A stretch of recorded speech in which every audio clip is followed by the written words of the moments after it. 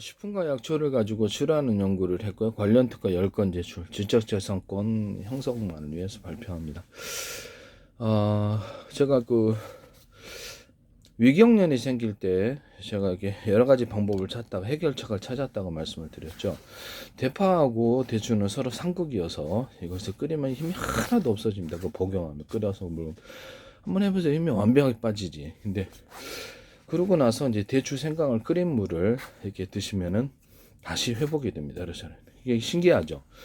어떤 식품을 먹었을 때 힘을 빠지게 하는 게 있고 어떤 식품을 먹었을 때 힘을 보강한다는 걸 알게 됐는데요. 그러면 정신계통에는 할 수 없을까요? 네, 정신계통에도 가능한데요. 정신계통에도 보통 정신이 고갈됐을 때 도저히 막뭐 견딜 수 없는 정신 고갈의 상태가 존재합니다. 그래서 무기력하고 이렇게 좀 우울증도 생길 수 있고, 근데 거기 희한하게 대추를 보강하시잖아요. 대추를 끓여서 그 물을 마시면 너무 많이 마시면 화가 나요. 다시 이렇게 정신이 회복되는데요. 한번 해보시기를 바랍니다. 이건 기술을 검증을 해보시기를 바랍니다. 정신계통에도 도움이 된다.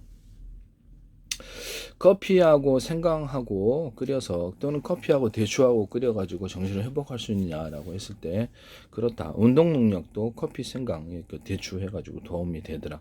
또는 거기다가 뭐 커피 생강 그 어떤 어 뭐죠? 거기 저기 생방가루를 같이 해서 거기에 근력을 좀 더합니다. 이런 것도 있고 방앗개잎 같은 것도 끓여가지고 이것을 이렇게 먹어, 그러니까 그냥 복용을 가루로 하면 그것도 이제 근력을 약간 관절 계통에 효과가 있고 운동 능력도 있고 정신도 활발해지는데요. 이것을 갖다 할 수 있어요. 저는 그래서 매일마다 커피 콩기름에 튀긴 건 이제 가루로 해갖고 커피를 주전자에서 먹고, 그 다음에 어떤 방앗깻잎을 먹는데요. 그래서 운동 효과도 좋고 정신도 밝아지는 것 같아요. 활기차고 정신계통에 그럼 도움이 될 수 있냐? 그렇다. 커피하고 방앗깻잎이 정신계통에 도움이 될 수 있다. 그럼 이제 방앗깻잎하고 대추를 결합할 수 있느냐?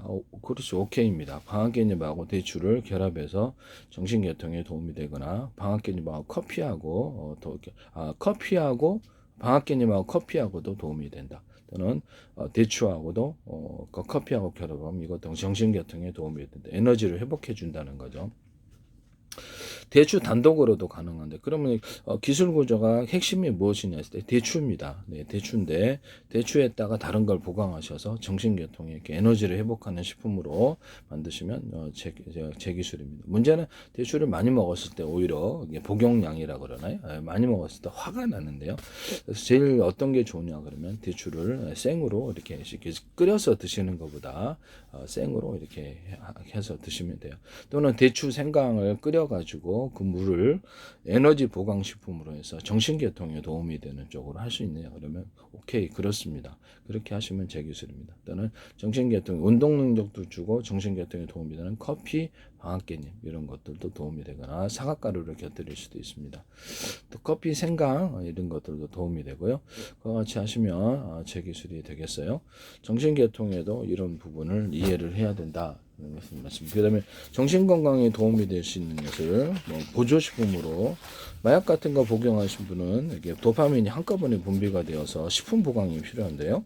우리 몸에는 신경 전달 물질을 생산하기 위한 필요한 영양소가 있는데 식사를 잘 안 하시면 그 영양소가 보강이 안 돼서 공장에서는 생산할 수 없기 때문에 또는 적은 양밖에 생산할 수 없어서 인체의 어떤 감정 변화라든지 이런 부분을 대응을 못 하는데요.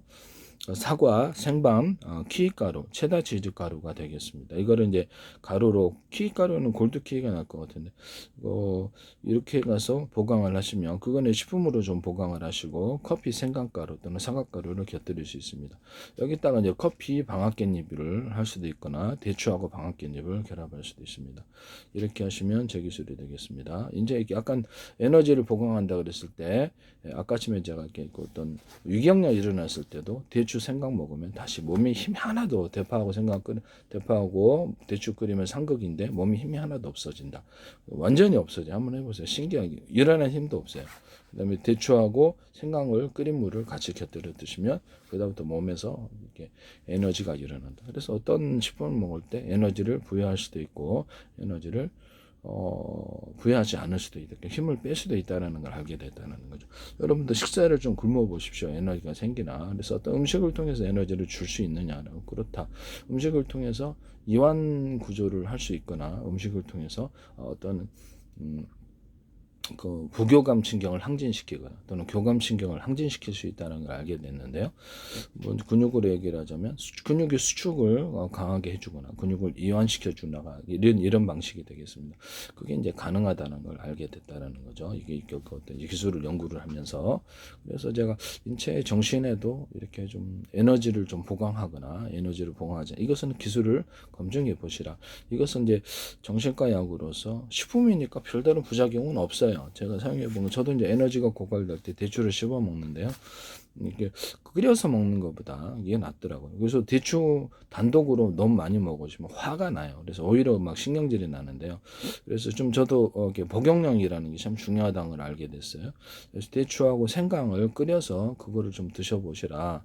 그러나 대추를 그때는 좀 너무 많이 넣으시면 오히려 화가 날 거다. 그러면 이게 불안정해진다는 그런 증사가 생기더라고요. 그래서 대추 막 신경질이 난다는 거죠. 근데 대추 열기 때문에 그런 것 같은데요. 대추를 좀 적게 넣고 생각을 하셔갖고 그렇게 드시면 될 것 같아요.